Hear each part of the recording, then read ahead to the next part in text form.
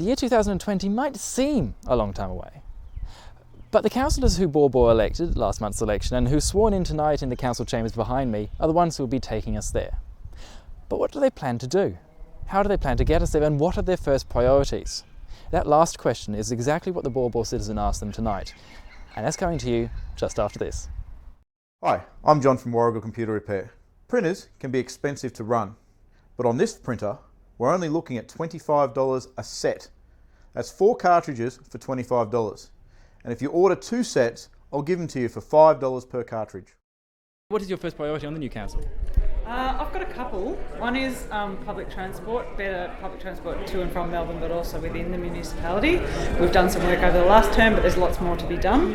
The other thing is better serving our whole community, so young people. We've got a bulge at either end in our population, so we really need to be looking after both ends of the population. I've got 2 young people sitting behind you at the moment reminding me that I need to be focusing on them. And the third thing is our services are not keeping pace with our numbers of community coming in, so that's all sorts of things from footpaths to library to maternal and child health, all those sorts of things. So I've got 3. My first priority is getting out there into the community and listening to what people have to say, what their priorities are, what people are wanting to get done, and really focusing on that really clear communication between council and community, so the community is being heard and they feel like there's that trust, getting that trust back between council and community. My other thing is definitely getting youth services back on track. I think that youth is definitely somewhere where there's a little bit of a gap when it comes to what we do at council, so really having that focus back on youth and getting something in place for them. You mentioned trying to engage with the community and so on. What was what were the vibes you're getting during the election as to what the community wants in Westward? When it comes to what they want, there was a real clear line of they feel like they need more communication, a little bit more consulting with them. They feel unheard. So it's definitely my first point of call is to make sure that the community members are feeling heard, being open to having people feeling comfortable, contacting me, getting in touch, having that conversation, calling me up, and also having that promise of, trying to call back and making sure that people are feeling validated in that space. Look, the priorities are, it's basically to make sure we continue on with the work that we've done over the past 4 years for me. I think we made a lot of good inroads into processes and whatnot and how we go. This new group has to find their feet on where they stand, and I've got to work in with the group that's here now and try and find out. The Arts Centre for me is a priority, as well as making sure that we keep that connectivity going with footpaths, roads and drains, which is the normal spiel. I know it sounds like a politician talking there, but it's a very important aspect when we've got our population growing as they are, that we can get around the town nice and easily. So, yeah. This is your second term. You're a politician now, aren't you? Oh, well, they're those kind of things, and I suppose when you look at it, it is true that way. And I'm really pleased to be here, and I suppose the pleasing part about it is that's an endorsement from what we continued from in the first year. So to get through, if people didn't like what I was saying in those periods, I wouldn't be back here now. So it gives you a bit of a good feeling to know that the community's backed you and you're back again for another 4. So yeah, it's going to be very interesting. There's so many things that I'm interested in, Will, that it's difficult to nominate one, but I think the most important one would be communications between the councillors. Obviously we need to get to know each other. Then it's really important that our communication with the officers is very good. But most importantly, it's relating everything we do back to our community. Now our community needs to understand that we're working for them, and we want to be one. Well, I do, and I'm sure the other councillors from the same page. I want to make sure that we have a position of trust and respect, and so communication, engagement, really important, so that hopefully we'll be able to achieve a lot more, and our community will be on board all the way. Well, for me, the first priority is actually to get back to the community and see exactly what they want from me, because I'm their advocate. So it's not so much about my personal issues, it's all about getting what the community needs or wants, and to try and push their ideals up through council. Now, obviously you were meeting people during the campaign. What was the kind of your impression of what the community wanted from that time?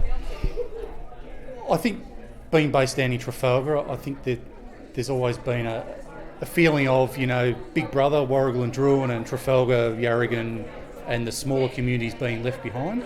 So I think they're really pushing for a more even spread and a few more services, spread across the whole of the East Ward.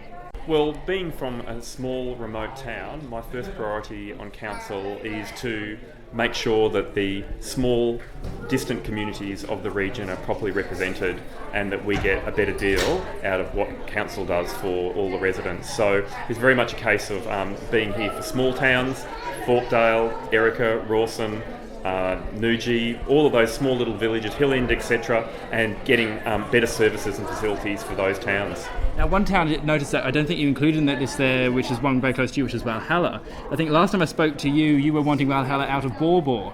I'm assuming that you're hoping to change that situation.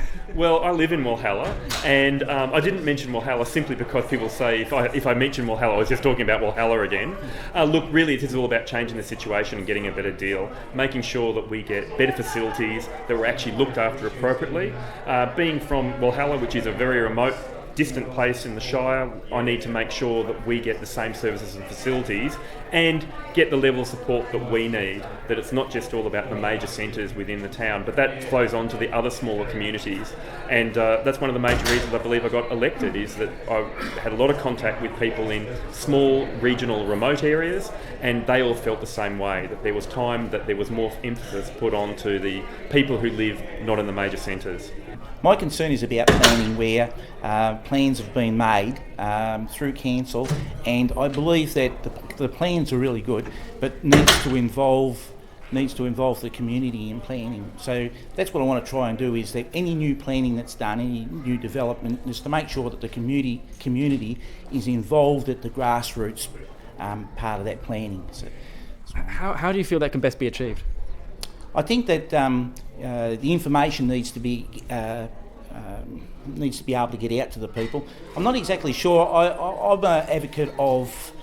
I'm an advocate of consultative committees, community consultative committees, and I think that it would be a good idea if councillors were able to interact and communicate with champions of the community, or key people in the community, and be able to get those ideas across, or what council is trying to do, and get feedback from the community. Often we have plans that come out, or when before I was in council, plans would come out and they were completely or almost fully developed, and it seemed the perception was from a community that they hadn't been involved in any part of the planning process. So I'd be keen to make sure that community was involved in all steps.